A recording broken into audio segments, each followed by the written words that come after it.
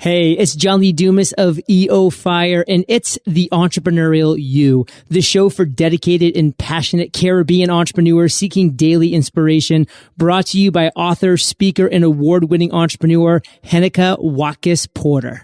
You must be prepared to ignite. It is time for another episode of the Entrepreneurial You podcast. And of course, I'm your host, Heneka Watkis-Porter. Now, I'd like to welcome you back if you have been listening over and again, and a very special welcome to you if you are tuning in for the very first time. Now, last week, I spoke with Judy Wilkins-Smith, and we spoke about emotional DNA, the clue to what's holding us back.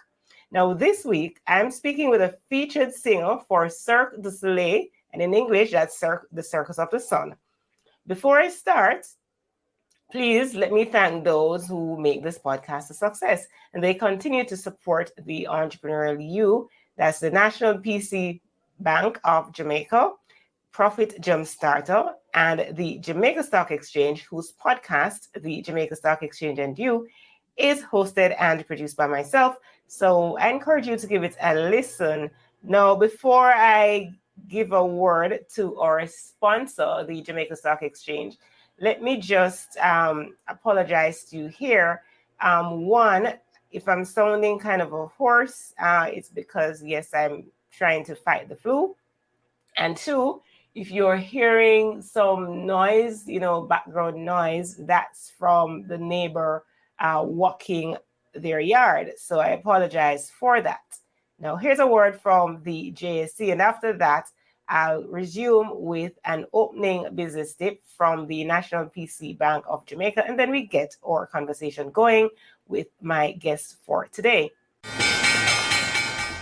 We needed to raise capital, but our experience with local financial institutions was that they were cautious and slow to act, and interest rates were far too high. We had real concerns about financing our business through outside equity investors and the possibility of interference. Could we get a fair valuation for our business? We had our own ideas about the business and its value. Should I go the traditional route of bank financing, or should I try the Jamaica Stock Exchange? So we made a call and experienced transformation of our business through conversations. I'm John Mafood, CEO of Jamaican Teas, and we're listed on the Jamaica Stock Exchange. Give us a call today at 876-967-3271 to begin your transformation through conversation. We want to see your company listed on the Jamaica Stock Exchange. Welcome back. And here's today's opening business tip, courtesy of the National PC Bank of Jamaica. Investing is necessary for every business. It includes investing in yourself, that's gaining the knowledge and skills to run your business, investing in your products and services, tools, and marketing to maintain and grow your business, investing in stocks to generate extra revenue to grow your business financially, and more. And now, the moment we have been waiting for. So my guest on episode 290 of the Entrepreneurial You podcast is Julia Langley. Now, Julia is a featured singer for Cirque du Soleil and has performed in over 20 countries and all 50 states for 18 years. One of the things she's most passionate about is helping others learn how to overcome stage fright and increase their confidence in communication. Julia's transformative program, Performing for Success, helps speakers, singers, and other high-level performers make more money and become recognized for their talent worldwide by discovering the secrets to commanding confident performances. I love that. In 2019, she was hit by a Jeep while riding her bicycle, overcoming injuries that have changed her life. 3 surgeries later and the diagnosis of PTSD, Julia has personal experience in starting from ground zero and facing the unknown with courage and resilience. Julia, welcome. Thank you so much for having me today. I'm so excited to be here and to have this conversation, Heneka. Thank you. And I'm truly, truly excited to have you as well. Now, I would love to know from you, what do you know about Jamaican culture? I know that the food is amazing. That's my favorite part. I actually had one of my favorite clients I've ever worked with in my entire life was a Jamaican family in South Florida. And I worked with one daughter to speak and actually work on her music skills. And the other one was an opera singer. She was amazing. And they were always cooking Jamaican style jerk with the spices. And I could have eaten at their house every single day. Yeah, the food will get you every day, any day. Every single time. But the other thing was they were the loveliest people, kind, generous, warm, and inviting. And I had to be, still to this day, some of my dearest friends. Okay, good to know. Good to know. Good to know. So, Julia, I have said a lot about you in a little short paragraph in the intro. But in your own words, just summarize your life experience for us. Well, I've experienced so much good. And with that good also comes challenges. But it's those challenges that help us grow the most. And it's sometimes, well, there's a saying we have, it's darkest before the dawn. And I have to say that in those challenges is where the most growth I've ever had has happened. My accident really set me back. I was at the top of my game, speaking, singing all over the world, performing in front of thousands of people. And when I wasn't traveling, I was in South Florida, enjoying the tropical lifestyle, living it up. And you know how quickly things can change for you. And as I speak about my personal challenge being hit by a Jeep, I know that there are people listening into this podcast today that have their own Jeep, and it may be in the form of grief, or it may be in the form of a divorce or some kind of loss that they've experienced. But I can tell you that there's another side to that. There's a way through it. There's another side to that. And as an entrepreneur, it's just a way to grow, to make it to the next step, to see a brighter future, to rebirth yourself, to become something new, something different, something bigger than you were before. And that's really what happened to me. I made the decision not to stay in this place of brokenness, not to let my mental health challenges at the time, with panic attacks and fear, overcome my ability to do what I loved, and that is standing up in front of a group of people, motivating and inspiring and entertaining. So as I stand here on the other side, I speak about resilience from a place of having experienced it and knowing what it takes to take those steps towards becoming the better version of you. Wow. And that's really what I love to talk about. Wow. I love how you say that, persons have their own Jeep to overcome, and that Jeep could be in the form of, a divorce, as you mentioned. It could be in the form of your business is failing or whatever it is, And so it is about not what you are going through, but your perspective in it while you're going through it, your attitude while you're going through, and your own resolve to get through and not to be conquered by fear or whatever it is that would want to hold you back. Absolutely. You speak the truth. And the thing about it is that we all have fear. And some people make things look so easy. You know, we see social media, a lot of social media, and everything looks wonderful and glamorous, and it makes us look at our own lives and think we're lacking. But there is not one person on this planet that does not experience some kind of nervousness, some kind of fear, being stuck in some way, some kind of block that they have to overcome. But the good part is that we can overcome it. Mm-hmm. We can. Yeah. So you're not, you don't have to stay in that place. You know, whatever your challenges are, and like you said, in business, as an entrepreneur or personal, either way, there's a way through it and a way to the other side. Mm-hmm. Let's connect your experience, being part of Cirque du Soleil. What was that like for you? But first of all, tell us, for those who might not know, what is that really? Well, Cirque du Soleil it has its roots in traditional circus, believe it or not. People think of it as very modern, and it is, because they managed to take something that was traditional, like Barnum and Bailey circus, and marry it with modern music and spectacular things and sensory overload, and to put it in a show that's creative and athletic at the same time. So you can see colors and athletes and fun music and dancing and singing, and it's really, really a vision. It's really a spectacular for the senses. That's what I like to call it, a sensory overload.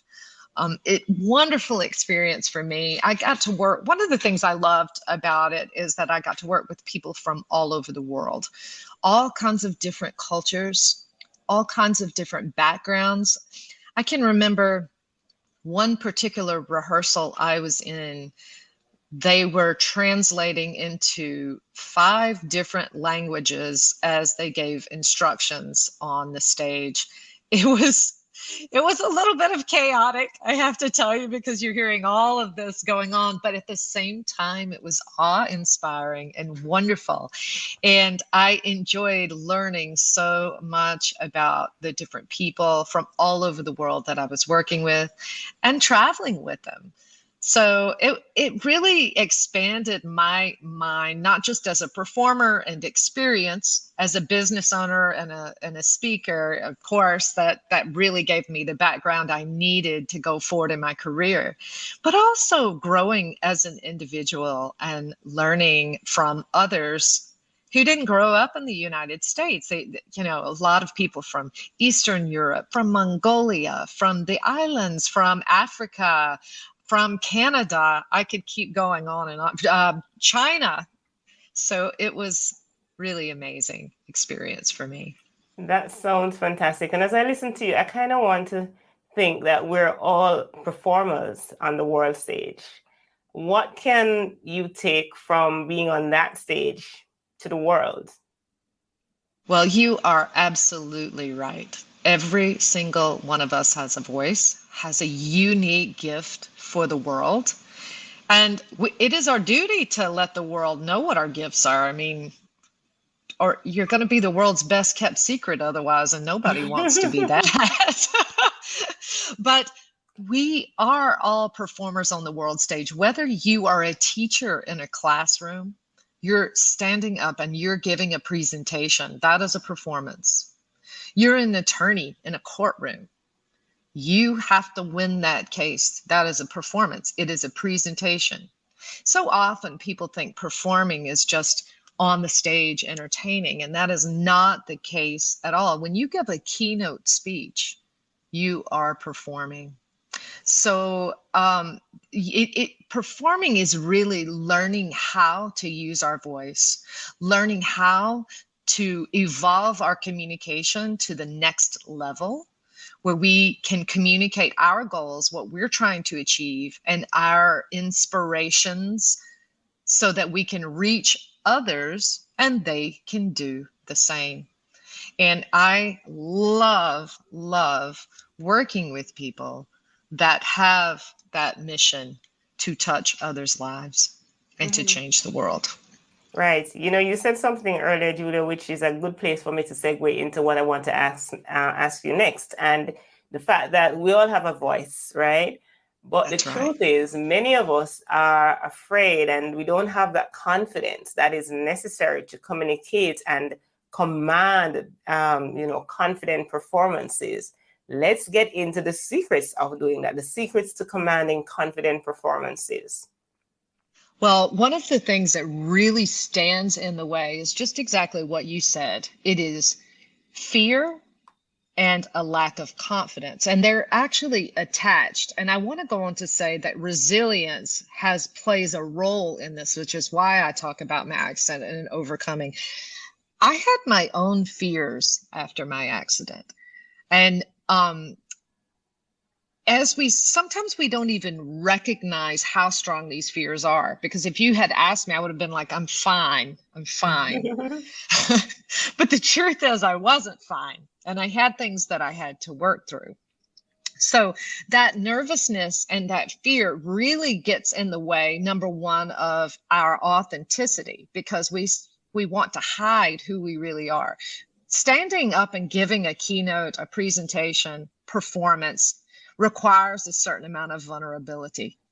So you're putting yourself out there, and there's a fear of judgment. What I have found, that is one of the biggest fears, is that people are afraid of being judged harshly. They are afraid of making a mistake. They are afraid of failing, not achieving their goals. I mean, these are real, valid things that we face every single time we open ourselves up in a way that that we're communicating or we're using our voice. So it's learning how to work through those fears. And I work very closely with my clients on this in particular. And there's just a tip I'll give you today. One of the things that I like to have my clients do is, particularly when they're facing these fears, is to start at the end, to visualize. I love the word visualize in your mind's eye, because when you visualize, you can make it anything you want it to be. Okay, the walls come down and you start to think about an ending to a presentation. What do you want it to be? Do you want to make sales? Do you want to inspire? Do you want your audience to stand up and give you a standing ovation and scream your name? What are you looking for? You have to start with visualizing what it is that you want to achieve when you stand up on a stage. And then you work backwards from there. So there's a certain amount of reverse engineering that goes into it, but this is a great place to start when we're looking at overcoming fear. Mm-hmm. So let's go into some of those reverse engineering, what that may look like for someone. Someone is listening and say, I want to hear practically, I have this fear. How do I conquer this fear? Yes, I see in my mind's eye that I want to, get the standing ovation and all of that, but take us back. Let's see how we can get there. Well, there's a couple of things. Actually, there's a few things that you can do. Well, it starts with the visualization, because if you can't see a positive outcome, then you're certainly not going to take any steps toward that outcome, because it's going to paralyze you. So once you have visualized that, that's just the beginning. The next thing you do is you have to take baby steps towards that goal. Now, that can come in ways of preparation. It can come in ways of getting a coach. I always say, ask for help, because one thing we're looking at here is we don't know what we don't know. I like to say that, because we don't recognize things that we're doing when we're standing up on stage. We don't know that we're going back and have this nervous energy. Sometimes we don't know that our hands are doing odd things because we're so into that particular moment. So definitely, every coach needs a coach. So I highly recommend that. Even let's say you don't go and get a coach, at the very least, have someone that you trust that can watch you and that can talk to you about it and can pull those things out. So that's a good step for you right there. Now, when you're doing that, you have to practice too. And I'm going to say that this is one of the most important things about overcoming fear. I've run across this a lot with singers who say, yeah, I know the song. But the truth is, they don't really know the song. They sort of know it. Same goes with the speaker. Yeah, I know my speech. But then when they're put in a situation where they're faced with nervousness, with people looking at them, with technology going wrong, the mic's not working, all of these things, and then all of a sudden they lose their words. They don't know what they're going to say. And this is called a lack of really properly preparing, even though they thought they properly prepared. So having said that, the best thing you can do to get better at performing, at speaking, presenting, is to do it. Now, I'm not suggesting that you walk out on a stage with 5,000 people as being your first endeavor, okay? Start small. Start with people you trust. Start with a group of 2 or 3. Build as you go, because if you start small and you start taking those small steps, you build your confidence. Because if you're successful with a small thing, then you're going to start to see that you can do bigger things. And as you grow with that, your confidence is also going to grow, and you're going to step into even bigger things. But you can't take on, for a singer, you can't take on Broadway if you're not willing to step out on a stage in community theater and learn. So you have to start somewhere. And I see it so many times where people wind up with regrets in their lives because just taking that first step is so difficult, because they're afraid of not being successful or making a mistake. I am here to tell you today that you will make a mistake, but it's okay. I've made so many mistakes in my life, but you grow and you learn, and that's how you become a master. I hope that answers your question, Heneka. It has answered the question. And what I'm hearing you say is, amidst all of the insights that you've given, start small and so on, at the root of everything that, we want to pursue, it seemed to lie this terrible emotion called fear. Fear seems to be the root of why we don't get started on many things, a new career, that business, a new venture, that investment idea, right? Fear seems to be the root of that. Now, how can we not eliminate, because I believe every human is going to face that emotion, but how can we navigate fear to make that next step? I think that's great, the word you used, navigate. Let me first say that fear comes for a reason in our lives. And some fear is not all bad, because it makes us take a pause and look at things and make sure we're safe. That's really what fear is for. But when fear becomes a problem, it's when it stops us from doing the things that we know that we have the gifts to do. And I in my own experience, I know that fear has made me hesitate because I don't know where to start. Sometimes you just have to start.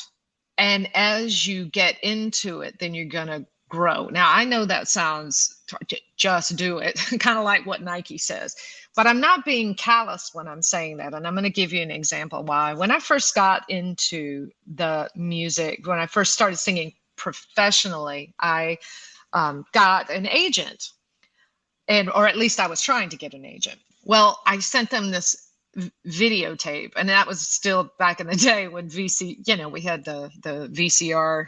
We were still watching VCR videotapes right before many years ago. I'm aging myself now, so I sent a VCR tape to an agent of me singing the Star Spangled Banner. Now, to someone not in the music business, that might seem like, well, that's not so bad. But the truth is I was trying to sell a show. Like, I have my own show, one-woman show I do all over the US. Well, and actually internationally, I've done it in Canada as well. Well, I'm sending an agent me singing the Star Spangled Banner at a charity event. And he's like, yeah, nice voice, but, what can you do?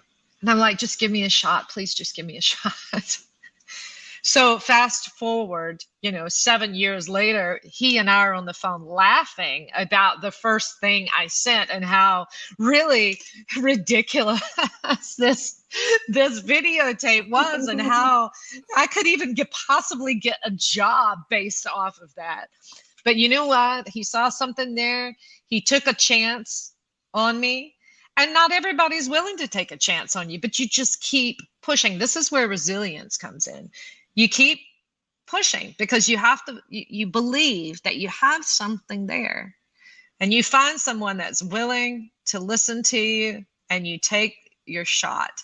And he gave me a chance, and he booked small shows. He didn't book huge shows, but he gave me a shot. And that jump-started basically my professional singing career. It's taking those small steps, but being willing to hear someone say no. And that's where that resilience comes in, because it's not easy. It's not easy for somebody to tell you no, and it's not easy for somebody to say, hey, go back and redo it. But again, this is where we learn. This is where we grow. And thank goodness I have moved beyond just singing the Star Spangled Banner. Hey, it's great, but I have grown. I have grown so much since those days. But had I not just taken that chance, I wouldn't be where I am today. Julia, earlier on in our conversation, you did allude to the fact that you've made some mistakes. If you'd share with our listeners one of those standout mistakes for you and what you learned from it. Well, I think I've touched on it actually a little bit already, because I feel like the mistakes that I've made are directly associated with fear. Not being assertive enough. I believe that's one of the biggest mistakes, is not believing in myself enough at times to stand up and use my voice in the way that I need to use it. That is the biggest thing. Reaching out to those agents that were booking those really big shows when you know that you clearly have the ability, you have the talent, you have the expertise, but yet something holds you back. And that's my fear. And I think the other thing is that I can remember early in my career by being completely intimidated by people. And I'm an introvert, believe it or not. I do talk a lot. But, I am an introvert. And I can remember wanting to run from people when I would see them, because this was when I was younger, because I wouldn't know what to say. And I was always afraid that they were going to think I was stupid or dumb or not, like weird. That was really the best word to use. They were going to think I'm weird. Well, I am a little weird. But I've come to terms with that, and it's okay, because that's what makes me special. But it took me a while to work through that. And I think I look back now and I do see missed opportunities in my career because of me not having enough faith in myself to really work through it at the time. And maybe it's maturity. I am a woman of faith, so I do believe that things come to us in time, but I also believe there's a certain amount of free will involved, and that we can move the process along a little bit if only we are open to those opportunities. So summing it up, I would say it would be the missed opportunities by either just procrastinating or not believing in myself enough to reach out. I urge you not to do that. I urge you. It sounds almost like what, as a woman of faith, you would say, Paul, I urge you, brothers and sisters, I beseech you. Yes. Absolutely. Well, I'm with you right there. With you right there. All yeah. right. So I'm just going to, at this point, Julia, ask you for your final thoughts, and then you can go ahead and share your contact details, how we might reach you, my listeners might reach you, and a giveaway that you want them to connect with you for. Absolutely. Well, my final thoughts on this are your voice is your superpower. You have the choice to use that superpower in a way that changes the world, that changes your own life, or you have a choice to hide. And again, telling you here how important it is the world needs your uniqueness. It needs to hear what you have to say. It needs your keynotes. It needs your inspirations, your motivation, and your gifts. There are people out there that need your services. I know that there are going to be coaches listening in here. And I want to say, think about the cost of not giving a good keynote or presentation or performance. I mean, what is that costing you in dollars and cents? And what is that costing you in reaching other people? So you have a choice. You can go out there. You can get those top tier clients. You can become recognized for your expertise worldwide. But you've got to put in the work, and you've got to be willing to be open and learn. Be a beginner in your mind so you can be a master. And it's just within your reach. Be a beginner in your mind so that you can be a master. I like it, because you've got to start somewhere. That's exactly right. And a lot of people think, well, I can speak. But there's a difference between being a speaker and being a mover and shaker, a disruptor. So keep that in mind. Put your best foot forward, and to give those commanding, confident keynotes that you're capable of doing, performances that you're capable of giving. It's there within you.